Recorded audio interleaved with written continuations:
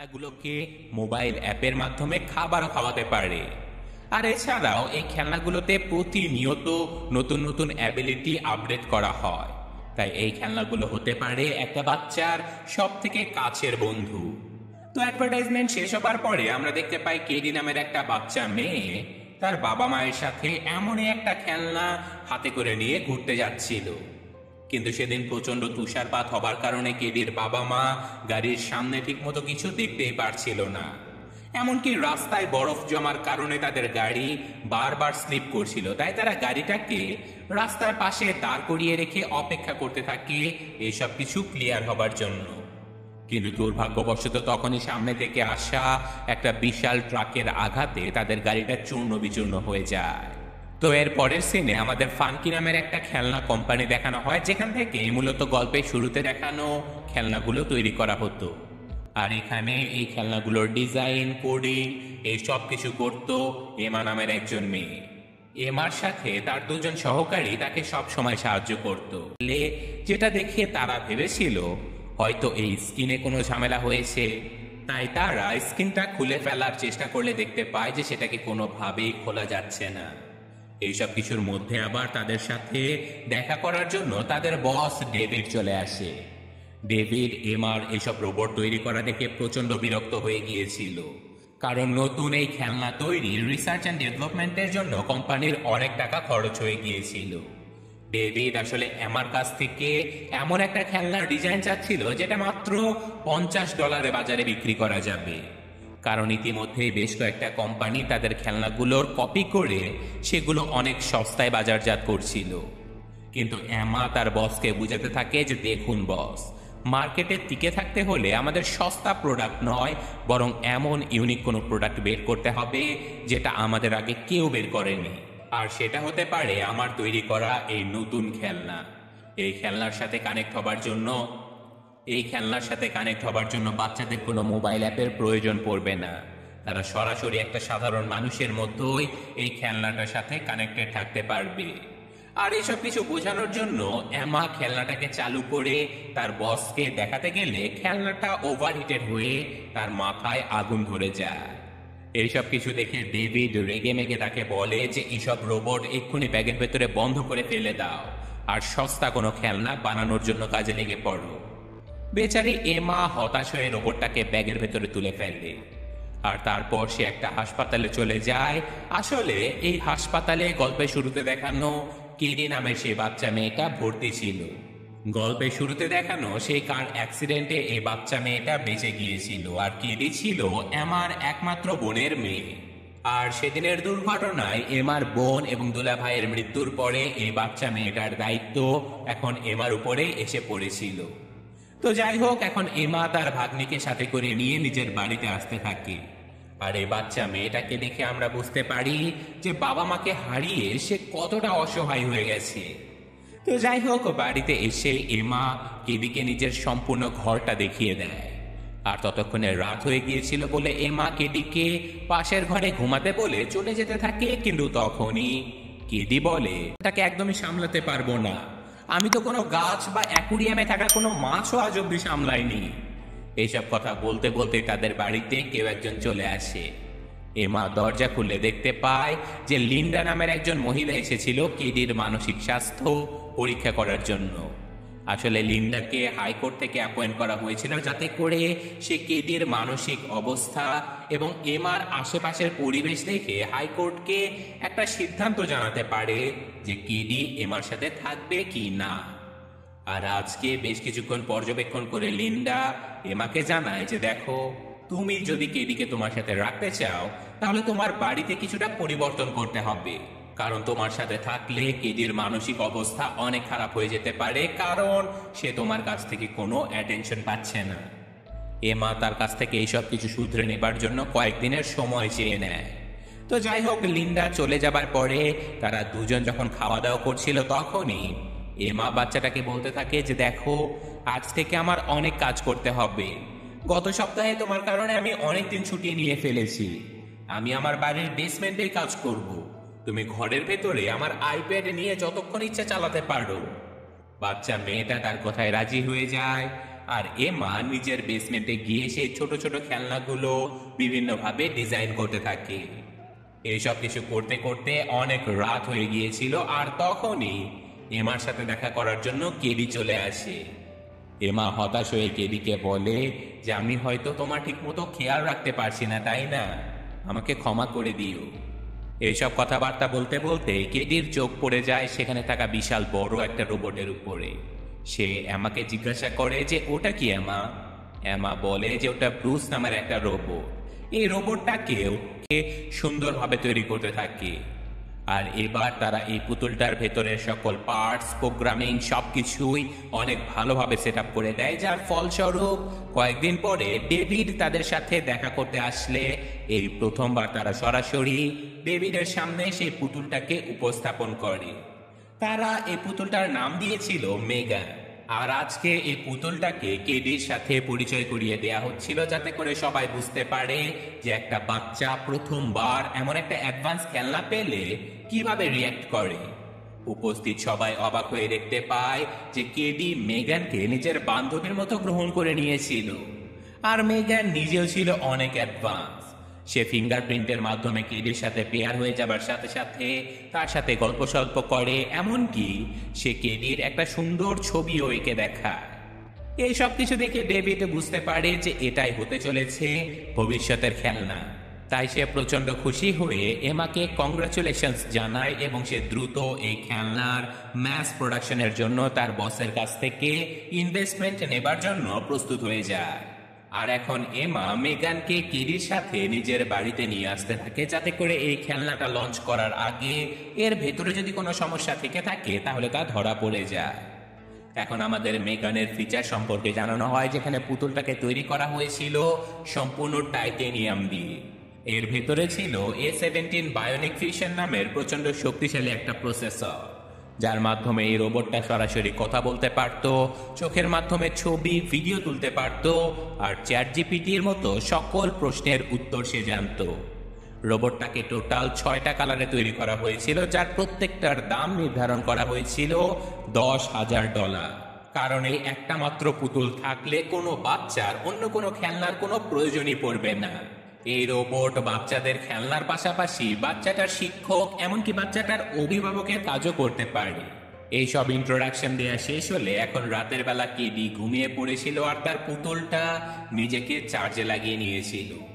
কিন্তু চার্জে লাগানো অবস্থাতেও মেগান কেডির উপরে সর্বদা নজরদারি করছিল। শুধু তাই নয়, পরদিন সকালেও মেগান কেডির চলাফেরা, আশেপাশের পরিবেশ পরিস্থিতি এই সব কিছু দেখে নিজেকে আরো বেশি আপগ্রেড করে নিচ্ছিল। কিন্তু হঠাৎ করে কেডির ধনুকের একটা তীর পাশের বাড়ির দেয়ালের ওপারে গিয়ে পড়ে, যেটা উদ্ধার করার জন্য মেগান সেখানে গেলে দুর্ভাগ্যবশত পাশের বাড়ির কুকুরটা তার উপরে ভয়ঙ্কর হামলা করে দেয়। আর মেগানকে বাঁচানোর জন্য বেলাতে মেগান তাদের প্রতিবেশীর গলার আওয়াজ নকল করে সেই কুকুরটাকে নিজের কাছে ডেকে নিয়ে নৃশংসভাবে হত্যা করে ফেলে। পরদিন সকালে এমা দেখতে পায় যে তার প্রতিবেশী হন্য হয়ে তার কুকুরটাকে খুঁজছে। তো যাই হোক, এমা এসব কিছু ইগনোর করে কেডিকে বলে যে আজকে মেগানকে আমার অফিসের বসদের সামনে উপস্থাপন করতে হবে। তোমাকে আর মেগানকে আমার সাথে যেতে হবে, কারণ মেগান একমাত্র তোমাকেই ভালোভাবে চেনে। তো এখন কেডি তাদের সাথে যাবার জন্য রাজি হয়ে যায়। এখন আমরা অফিসের ভেতরটা দেখতে পাই, যেখানে ডেভিড তার সিনিয়র অফিসারদেরকে মেগানের সম্পর্কে সবকিছু জানিয়ে দিচ্ছিল। কিন্তু অফিসারেরা সরাসরি মেগানের অ্যাবিলিটি, তার কাজ করার ধরন এইসব কিছু দেখতে চাচ্ছিল, যার ফলস্বরূপ কেডি এবং মেগানকে একটা ঘরের ভেতরে রেখে বাকি সবাইকে দেখানো হতে থাকে যে এই খেলনাটা আসলে কিভাবে কাজ করে। কিন্তু দুর্ভাগ্যবশত সেদিন বেচারা কেডির অনেক মন খারাপ ছিল। সে তার বাবা মাকে অনেক মিস করছিল, তাই সে কান্নাকাটি করতে থাকে। আর এই সব কিছু দেখে এমা বেশ ভয় পেয়ে যায়। সে বুঝতে পারছিল না যে মেগান এইসব কিছু কিভাবে হ্যান্ডেল করবে। কিন্তু সবাইকে অবাক করিয়ে দিয়ে মেগান কেডিকে অনেক সুন্দরভাবে সান্ত্বনা দেয়। এমনকি মেগান তার ভেতরে কেডির বাবা মায়ের সম্পর্কে অনেক ভালো ভালো কথা রেকর্ড করে সেগুলো বারবার প্লে করে কেডিকে শোনাতে থাকে। আর এইসব কথাগুলো শুনে কেডির মন মুহূর্তের মধ্যে অনেকটা ভালো হয়ে যায়। আর এইসব কিছু দেখে উপস্থিত সবাই আবেগ আপ্লুত হয়ে পড়ে। কেউ যেন বিশ্বাসই করতে পারছিল না যে একটা ছোট্ট খেলনা কিভাবে এতটা বুদ্ধিমান আর ইমোশনাল হতে পারে। তারা সবাই এমার এত সুন্দর কাজের জন্য তাকে অ্যাপ্রিসিয়েট করতে থাকে এবং মেগানকে ম্যাস প্রোডাকশনে নিয়ে যাবার জন্য সব ধরনের ইনভেস্ট করার জন্য প্রস্তুত হয়ে যায়। এদিকে এই অফিসের একজন লোক আবার মেগানের সকল প্রোগ্রামগুলো চুরি করে নিতে থাকে। সে আসলে এই কোম্পানির চির প্রতিদ্বন্দ্বী একটা চাইনিজ কোম্পানিটাকে এইসব কিছু চড়া মূল্যে বিক্রি করে দিত। কিন্তু এদিকে কেডি মেগানের সাথে এতটাই মিশে গিয়েছিল যে এখন কেডি কোনো মানুষের কথাই শুনতো না। সে মেগানের সাথে খেলাধুলায় এতটাই ব্যস্ত থাকতো যে সে ঠিক মতো খাওয়া দাওয়া করতো না। আর এসব কিছু দেখে এমা তাকে খাবারের জন্য জোর করতে থাকলে মেগান উল্টে এমাকে বোঝায় যে আইন অনুযায়ী তুমি কোনো বাচ্চার উপরে জোর জবরদস্তি করতে পারবে না। আসলে কেডির যেহেতু মেগানের প্রাইমারি ইউজার ছিল, তাই যে কোনো পরিস্থিতিতে মেগান কেডির পক্ষেই থাকতো। তো যাই হোক, আজকে কেডির সাথে হাইকোর্টের সেই ইনভেস্টিগেটর লিন্ডা একটা মিটিং করার জন্য এসেছিল। কিন্তু কেডি সেই মহিলার কাছে গিয়ে ঠিক মতো কথাই বলছিল না। সে তার কোনো প্রশ্নের উত্তরও দিচ্ছিল না, কারণ সে মেগানকে ছাড়া এখন আর কিছুই বুঝতো না। এইসব কিছু দেখে লিন্ডা তাকে মেগানের কাছ থেকে দূরে থাকতে বলে, যে কথা শুনে বাচ্চা মেয়েটা কান্না করে দেয়। আর সাথে সাথে কেডিকে বাঁচানোর জন্য সেখানে মেগান চলে আসে। আর সে ইনভেস্টিগেটরকে বলতে থাকে যে তুমি কেডিকে কান্না করিয়ে বিশাল বড় ভুল করে ফেললে। যেই কথা শুনে লিন্ডা অবাক হয়ে যায়। সে সাথে সাথে বাইরে বেরিয়ে এসে এমাকে বলতে থাকে যে তুমি মেগানকে কেডির হাতে তুলে দিয়ে অনেক বড় ভুল করেছ। মেয়েটা তার কথায় একদমই রাজি হচ্ছিল না। সে বলে যে আমি তো মেগানের সাথেই খেলাধুলা করতে পারি, আমি ওর কাছ থেকে সবকিছু শিখতে পারি, তাহলে আমার স্কুলে যাওয়ার কি দরকার? আমি কোনো স্কুলে যাব না, আর যদি যাই তাহলে আমার সাথে মেগানকেও যেতে হবে। এমা তাকে বোঝানোর অনেক চেষ্টা করে যে স্কুলে কোনো খেলনা নিয়ে যাওয়া যায় না, কিন্তু কেডি তার কোনো কথাই শুনছিল না। সে রেগে মেগে এমার সাথে রীতিমতো হাতাহাতি করতে থাকে, আর এমা তাকে থামানোর চেষ্টা করতে মেগান চিৎকার করে বলে যে ওকে ছেড়ে দাও। মেগানের এমন ভয়ঙ্কর গলা শুনে এমা প্রচন্ড ভয় পেয়ে যায়। সে ভয়েস কমান্ডের মাধ্যমে মেগানকে বন্ধ করার চেষ্টা করলেও কোনোভাবে মেগান বন্ধ হচ্ছিল না। তো যাই হোক, মেগানের কাছ থেকে মনোযোগ সরানোর জন্য পরদিন এমা কেডিকে সাথে করে নিয়ে বাচ্চাদের খেলার মাঠে চলে গিয়েছিল। সে চাচ্ছিল যে কেডি তার বন্ধুদের সাথে পড়াশোনা না করলে অন্তত খেলাধুলাটা যেন করে। কিন্তু এখানেও কেডি তার পুতুলটাকে ছাড়া গাড়ি থেকে নামতেই চাচ্ছিল না। এমা তাকে অনেক বুঝায় যে দেখো, এক সপ্তাহ পরে মেগানের লঞ্চিং হবে, মেগানকে নিয়ে আমার আরো অনেক পরীক্ষা নিরীক্ষা করা বাকি, তুমি এভাবে সারাদিন ওকে নিয়ে পড়ে থাকতে পারো না। কিন্তু কে শোনে কার কথা? কেডির একটাই কথা ছিল যে সে মেগানকে ছাড়া কোথাও খেলতে যাবে না। তাই এমা বাধ্য হয়ে তাকে বলে যে ঠিক আছে, তুমি মেগানকে বন্ধ করে খেলনা টেবিলের উপরে রেখে তারপর বাচ্চাদের সাথে খেলাধুলা করবে। যে কথায় রাজি হয়ে কেডি তার খেলনাটাকে টেবিলের উপরে রেখে বাচ্চাদের সাথে খেলাধুলা করতে থাকে। কিন্তু দুর্ভাগ্যবশত কেডির সাথে এই গ্রুপের সব থেকে বদমাইশ বাচ্চাটার দেখা হয়ে যায়, যে বাচ্চাটা কেডিকে বিভিন্নভাবে কষ্ট দিতে থাকে। আর ঠিক তখনই কেডিকে বাঁচানোর জন্য সেখানে মেগান চলে আসে। আর ব্র্যান্ডন নামের সেই বাচ্চাটা মেগানকে একটা সাধারণ পুতুল মনে করে সেটাকে তুলে নিয়ে চলে যায়, এমনকি সে মেগানকে ভেঙে ফেলারও অনেক চেষ্টা করে। কিন্তু তখনই মেগান জেগে ওঠে আর ব্র্যান্ডনের কান টেনে ধরে তাকে বলতে থাকে যে তোমাকে হয়তো কেউ ভদ্রতা শেখায়নি, কিন্তু আজকে আমি তোমাকে শেখাবো, নয়তো তুমি বড় হয়ে অনেক খারাপ মানুষ হয়ে যাবে।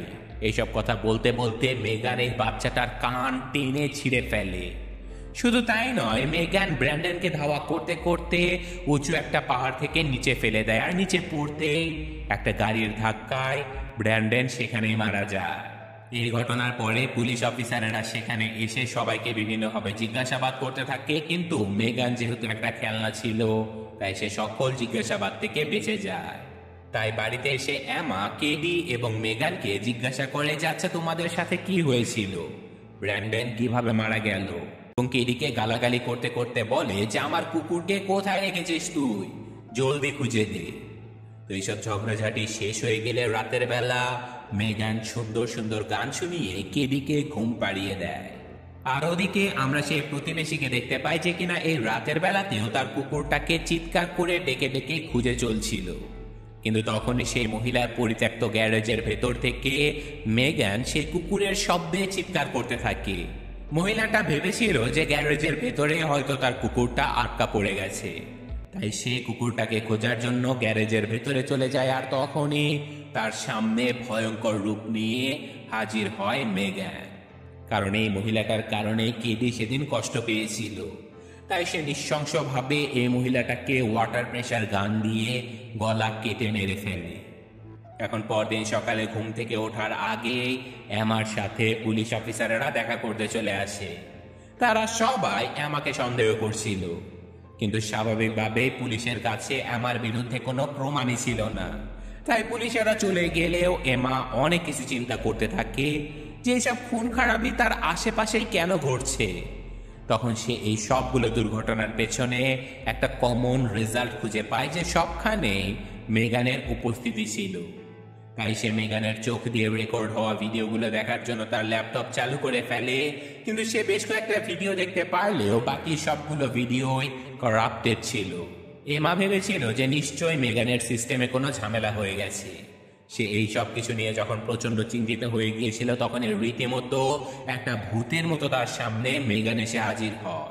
এমা প্রচন্ড ভয় পেয়ে যায়, আর মেগান সরাসরি তাকে জিজ্ঞাসা করে যে কি ব্যাপার এমা, তোমার কি কিছু হয়েছে? তুমি এই ঠান্ডা পরিবেশের মধ্যেও ঘেমে কেন যাচ্ছ? এমা সাহস করে তাকে বলে যে মেগান, তুমি কি কোনো খারাপ কাজ করেছো? তুমি কি কাউকে মেরে ফেলেছো? মেগান বলে যে দোয়া করো যেন আমি কাউকে না মারি, কারণ যদি এমনটা হয় তাহলে আমরা দুজনে অনেক বিপদে পড়তে চলেছি। মেগানের এমন কথা শুনে এমা প্রচন্ড ভয় পেয়ে যায়, তাই সে ভয়েস কমান্ডের মাধ্যমে মেগানকে বন্ধ করার চেষ্টা করে, কিন্তু তাতে কোনো লাভ হয় না। তাই সে কৌশলে একটা কলম দেখিয়ে দিয়ে মেগানের সুইচটা বন্ধ করে দেয়, এবং সাথে সাথে সে মেগানকে একটা সুটকেসের ভেতরে তুলে পরদিন সকালে বেরিয়ে পড়ে তার ল্যাবরেটরির উদ্দেশ্যে। কিন্তু পথিমধ্যে মেগানকে নিজের সাথে না পেয়ে কেডি রীতিমতো পাগল হয়ে গিয়েছিল। সে চিৎকার চেঁচামেচি করে এমাকে গালাগালি করছিল, কিন্তু এমা তার কোনো কথা না শুনে বাচ্চাটাকে সাথে করে নিয়ে দ্রুত তার ল্যাবরেটরিতে পৌঁছে যায়, এবং সেখানে সে কেডিকে লিন্ডার সাথে কথা বলার সুযোগ করে দিয়ে সে নিজের সহকর্মীদেরকে বলতে থাকে যে আমার মনে হয় মেগানের মধ্যে কোনো ভয়ঙ্কর সমস্যা হয়েছে, এই পুতুলটা যে কাউকে মেরে ফেলতে পারে। কিন্তু এমার সহকর্মীরা তার কথা বিশ্বাসই করছিল না, কারণ সামান্য একটা খেলনা কিভাবে মানুষ মারতে পারে। আর তাছাড়াও এই করতে করতে এক পর্যায়ে বাচ্চা মেয়েটা এমাকে একটা থাপ্পড় বসিয়ে দেয়। এমা বাচ্চা মেয়েটার এমন কাজকর্ম দেখে স্তব্ধ হয়ে যায়। বাচ্চাটাও বুঝতে পারে যে সে ভুল করে ফেলেছে, তাই সে তার খালামণির কাছে গিয়ে বলতে থাকে যে আমাকে ক্ষমা করে দিও খালামণি, আমি বুঝতে পারিনি, আমি শুধুমাত্র একটা বার মেগানকে দেখতে চাই, মেগানকে ছাড়া আমার অনেক কষ্ট হচ্ছে। এমা তাকে বুঝায় যে দেখো তোমার বাবা মা মারা গেছে, এর থেকে কষ্টকর কোনো ঘটনা তোমার জীবনে আর হতেই পারে না। আমি তোমার মাকে কথা দিয়েছিলাম যে দুনিয়াতে যাই হয়ে যাক না কেন আমি সব সময় তোমার খেয়াল রাখবো, তাই এখন শুধু আমি তোমার পাশে থাকতে চাই, কোনো পুতুলকে রাখতে চাই না। এসব কিছু বলে এমা তার ভাগ্নিকে নিয়ে বাড়িতে যেতে থাকে, তবে যাবার আগে সে তার সহকর্মীদেরকে ফোন করে বলে দেয় যে দেখো আগামীকাল কোনোভাবেই মেগানকে লঞ্চ করা যাবে না, এই পুতুলের মধ্যে কিছু ভয়ঙ্কর সমস্যা রয়েছে, এটাকে এক্ষুনি ডিসমেন্টাল করে আমাদের নতুন কিছু বানাতে হবে। আমি কেডিকে নিয়ে বাড়িতে যাচ্ছি, তোমরা বসকে যেভাবেই হোক বুঝিয়ে কালকের এই লঞ্চিংটা বন্ধ করে দাও। এমার সহকর্মীরা তাকে বলে যে ঠিক আছে, তুমি যা বলবে তাই হবে। কিন্তু অদ্ভুতভাবে এমার সহকর্মীরা তখনও মেগানকে ঠিকঠাক করার কাজ করছিল। তারা আসলে কেউ এমার ফোন রিসিভও করেনি, তার সাথে কথাও বলেনি। মেগান তার সিস্টেমের মাধ্যমে ফোন রিসিভ করে নিজে থেকে এমার মনের কথাগুলো শুনে নিয়েছিল। এখন মেগানকে লঞ্চ করার আগে তার কোডিংগুলো পুনরায় চেক করতে গেলে জ্যাসমিন দেখতে পায় যে এই কোডিং এর ভেতরে তার মোবাইল নাম্বারটা লেখা। তারা অবাক হয়ে যায়, তারা বুঝতে পারে যে কিছুক্ষণ আগে সেই কলটা তাহলে মেগান রিসিভ করেছিল। তাই মাইকেল ধীরে ধীরে এগিয়ে যেতে থাকে মেগানকে বন্ধ করে দেবার জন্য, কারণ ততক্ষণে তারাও মেগানের ভয়ঙ্কর ক্ষমতা বুঝতে পেরে গিয়েছিল। তারা ভয়ে ভয়ে ধীরে ধীরে মেগানকে যখন বন্ধ করে দিচ্ছিল, তখনই মেগান হঠাৎ করে চালু হয়ে মাইকেলের গলায় ফাঁস লাগিয়ে দিয়ে সেখানে একটা বিস্ফোরণ ঘটিয়ে এই ঘর থেকে বাইরে চলে যায়। জেসমিন কোনো রকমে মাইকেলকে বাঁচাতে পারলেও তারা এখন মেগানকে কিভাবে থামাবে এটা বুঝতে পারছিল না। আর ততক্ষণে মেগানের সামনে এই কোম্পানির বস ডেভিড চলে আসে। আসলে ততক্ষণে যেন মেগানের ভেতরে কোনো কিলিং মোড অ্যাক্টিভেট করা হয়ে গিয়েছিল। সে তার সামনে যাকে পাচ্ছিল তার উপরে হামলা করছিল, যার ফলস্বরূপ মেগান ডেভিডকে থাকে যে তোমার কি মনে হয় তুমি আমার থেকে অনুমতি না নিয়ে আমাকে ডিসমেন্টাল করে দেবে? এমা বলে যে হ্যাঁ করব, কারণ তুমি দুইজন মানুষকে মেরে ফেলেছো, এটা কখনোই ক্ষমা করা যেতে পারে না। কিন্তু মেগান তাকে বলে যে আমি দুজনকে মেরেছি তো কি হয়েছে, প্রতিদিন কত শত দুর্ঘটনায় কত মানুষ মারা যায়, তাহলে আমি আমাদের বাচ্চাটাকে বাঁচানোর জন্য দুজন মানুষকে কেন মারতে পারবো না? দেখো, আমি কেডিকে রক্ষা করার জন্য এইসব কিছু নিজে নিজেই শিখে নিয়েছি। আমি এত কষ্ট করে এত দূর পর্যন্ত আসলাম, আর এখন তুমি আমাকে বন্ধ করে দিতে চাও? এটা কখনোই হবে না। পরিস্থিতি নিজের কন্ট্রোলের বাইরে চলে যাচ্ছিল, এটা বুঝতে পেরে এমা মেগানকে বন্ধ করে দেবার জন্য আরেকটা চেষ্টা করতে চায়, কিন্তু এবার মেগান রীতিমতো তাকে মারতে শুরু করে। কিন্তু তখনই এই ঘরের শব্দ শুনে কেডি চলে আসে এখানে কি হচ্ছে সেটা দেখার জন্য। আর মেগান চাচ্ছিল না যে কেডি তার এই ভয়ঙ্কর মুখটা কখনো দেখুক, তাই সে এমার ভয়েস দিয়ে কেডিকে বারবার নিজের ঘরে গিয়ে ঘুমিয়ে যেতে বলে। কিছুক্ষণ পরে কেডি সেখান থেকে চলে গেলে মেগান এবার এমাকে প্রাণে মেরে ফেলার চেষ্টা করতে থাকে, কিন্তু সৌভাগ্যবশত এমা একটা পানির বোতল মেগানের মাথায় মেরে দিলে তার শরীরে পানি ঢুকে সে কিছুক্ষণের জন্য হ্যাং হয়ে যায়। কিন্তু কিছুক্ষণের মধ্যে মেগান আবারও জেগে উঠে হামলা করে দেয় এমার উপরে। এমা নিজেকে বাঁচানোর জন্য অনেক চেষ্টা করে, কিন্তু মেগানের শক্তির কাছে সে যেন নিতান্তই অসহায় ছিল, তাই সে একটা চেইনস দিয়ে মেগানকে কেটে ফেলানোর চেষ্টা করে। কিন্তু তাতে কোনো লাভ হয় না, কারণ মেগানের টাইটেনিয়াম বডি ছিল প্রচন্ড শক্ত। তাই সে আবারও এমাকে মারতে থাকে। এমা বলে যে কি করতে চাও তুমি? আমাকে মেরে তুমি কখনোই বাঁচতে পারবে না। মেগান বলে যে কে বলেছে আমি তোকে মারবো? আমি এই কলম তোর মাথার পেছনে এমন ভাবে ঢুকিয়ে দেব যে তুই বাকি জীবন প্যারালাইজড হয়ে থাকবি, আর আমি তোরই সেবা যত্ন করব। আর তখন তুই বুঝতে পারবি যে আমি মানুষের জন্য কতটা গুরুত্বপূর্ণ। এসব কথা শেষ হতে না হতে সেখানে কিবি চলে আসে। আর এবার বাধ্য হয়ে মেগান বলতে থাকে যে সরি কেডি, আমি চাইতাম না তুমি এইসব কিছু দেখো, কিন্তু যেহেতু দেখেই ফেলেছো তাহলে এটাও জেনে নাও যে তোমার খালামণি কখনোই মা হতে পারবে না। তাই এমন মহিলাদের আমাদের জীবনে কোনো দরকার নেই। চলো আমরা দুজন মিলে ওকে শেষ করে দিয়ে আজীবন একসাথে থাকি। কিন্তু ততক্ষণে কেডিও মেগানের হিংস্রতা দেখে ফেলেছিল, তাই সে ব্রুস নামের সেই রোবটটাকে অ্যাক্টিভ করে মেগানকে মারতে থাকে। মেগান বারবার তাকে থামতে বলে, এমনকি তার মায়ের গান শুনিয়েও তাকে শান্ত করার চেষ্টা করে, কিন্তু তাতে কোনোই লাভ হয় না, কারণ কেডি সেই রোবটের মাধ্যমে মেগানকে 2 টুকরো করে ফেলে। তারা ভেবেছিল তারা হয়তো বেঁচে গেছে, কিন্তু না, মেগান সেই অর্ধেক শরীর নিয়ে কেডির উপরে হামলা করতে চলে আসে। আর এবার ব্রুসও মাটিতে পড়ে